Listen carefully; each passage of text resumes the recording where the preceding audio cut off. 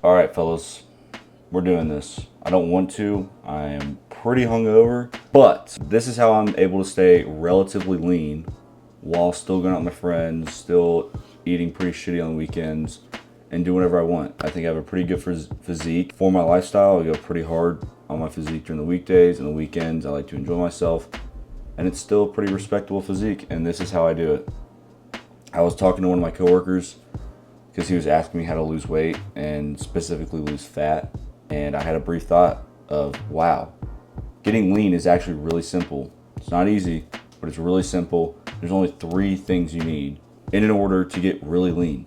And I'm gonna give you some bonus tips if you watch at the end. So let's get into it. First one, fasted cardio. This one's a little bit controversial.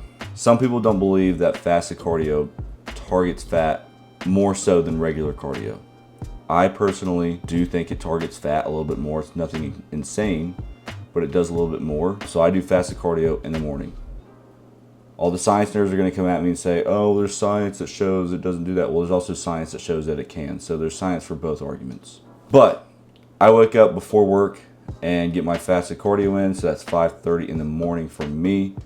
It is a phenomenal way to start your day because yes, does waking up at 5:30 and doing it suck ass? Yeah, it does. But once you do it, well, now I'm just going to go kill the rest of my day. I'm going to go do this and that. It's like a productivity hack in a way. So I wake up, incline treadmill. You can just do regular treadmill if you're just starting and want to kind of ease into it. But I do 30 minutes, 3 speed, so 3 miles an hour, and 10 incline. But if you're just not starting, don't do that. Work your way up to this. So start on just flat, 3 miles an hour, and then 2 weeks into that, raise it up. You're inclined to 3% or whatever. Like I said, great way to start your day. And you can stack this with a podcast or a show or your favorite YouTuber, which is probably me, to make this a little bit more doable, a little bit more enjoyable. I also, 15 minutes into my cardio session, will start drinking my caffeine. So I hold off my caffeine. And it's kind of like a little intra workout reward in a sense. I get to start drinking my caffeine and start waking up. So just find ways to make it enjoyable. And you don't have to do fasted cardio in the morning. I just like to do it that way. You can do regular cardio and make it fun ways of doing cardio. It doesn't have to be walking, it doesn't have to be running. Cardio is just whatever's fun to you, whatever you enjoy. I play basketball sometimes if I don't do my cardio in the morning. Sometimes I'll hop on a bike at the gym and do the same thing, watch a show. So just find ways to stick to it, make it fun, make it enjoyable. You get the point. Number 2. Small calorie deficit. That same coworker that was asking me how to lose fat also only eats 1,000 calories a day. And he's like 6 foot, probably 230 pounds. And what I'm trying to get across his head is he's eating so... I get the thought process of, oh, well, I just eat a little bit of calories in my day. I'm starving, but I just eat a little bit of calories and I'll lose a shit ton of weight. But right thought process, wrong way to do it. Because when you go too low in calories, your body starts to go into a fight or flight state and will start to store on fat and lose muscle in order to survive because your body is primal. It thinks in primal ways.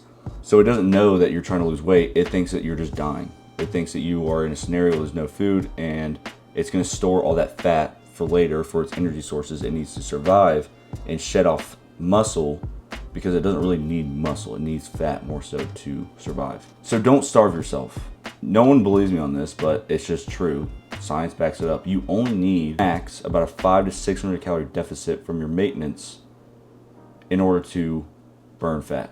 It's a lot slower, but it is the right way to do it because you're going to keep all your muscle when you do that. So I don't like to go anything beyond a 600 calorie deficit. That's pretty damn aggressive for me. That's where I'm at right now, but I'm near the end of my cut, so it works.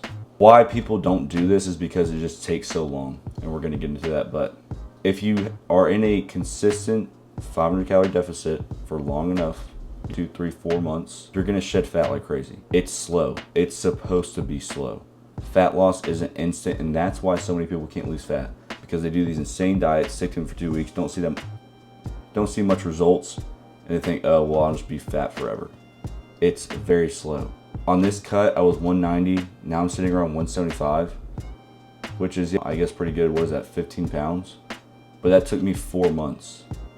Sure, could I have lost 15 pounds within a month? Easy. Yes, I could have. I've lost 50 pounds in 3 months before.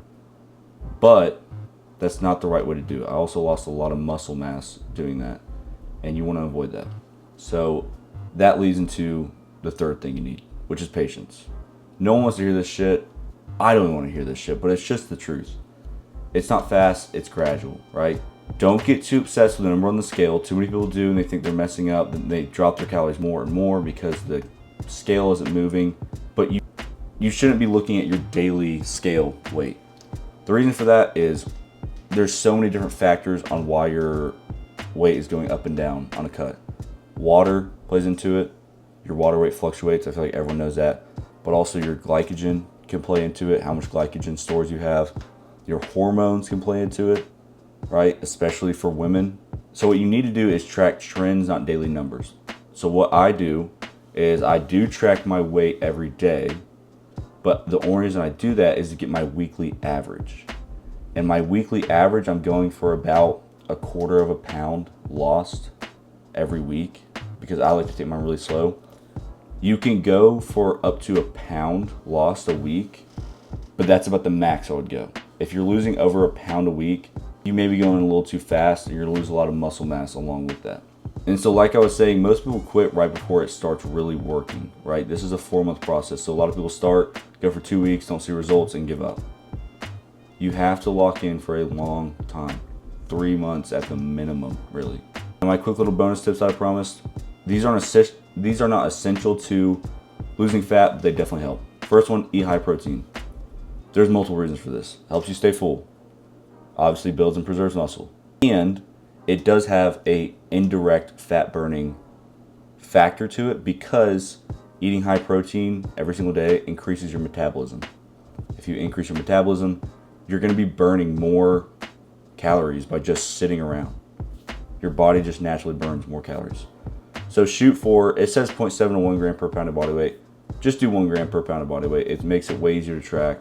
Great protein sources that I rely on. I eat these every day just about. Steak, eggs, chicken, beef, Greek yogurt, cottage cheese has been a new one, and protein powder, however you want to do it.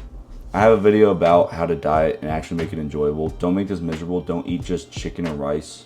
That sucks and you're not going to stick to it. Make your foods good, but I have a whole video about how to diet and how to make it enjoyable. So go watch that. Next one, caffeine. There's really 2 main reasons for this. First, it's an appetite suppressant. So you're just not going to be hungry when you're drinking caffeine. This helps me intermittent fast, so I don't eat till 12 because I have coffee and sparkling water all morning. No calories in that, and they both suppress my appetite, so I'm really not hungry. And I'll get to about 12 and be like, oh shit, I need to go eat. It's not even like I'm starving, I just need to go eat. Also, caffeine does have a fat burning effect. It's nothing crazy, so don't get hyped up and go have 1,000 milligrams of caffeine and expect to get a 6-pack. But it does have a small fat burning effect to it. And I like to combine it with fasted cardio. That's kind of like a placebo thing for me. It helps me think I'm losing more fat, so it works. My main source is black coffee, espresso like Americanos, or energy drinks. And like I said, don't rely on it, but it does help. It's like a crutch almost. It's like a tool almost. So to wrap it up, the 3 things you need: walk faster in the morning, eat in a calorie deficit, so eat a little less, and just have patience. If you want to make it better, faster, load up on protein and drink your coffee. But I told y'all this would be a quick one, and I hope this helps fat loss easier to understand. I hope I simplified it in a really easy way that anyone could do it. And I will see y'all in the next video.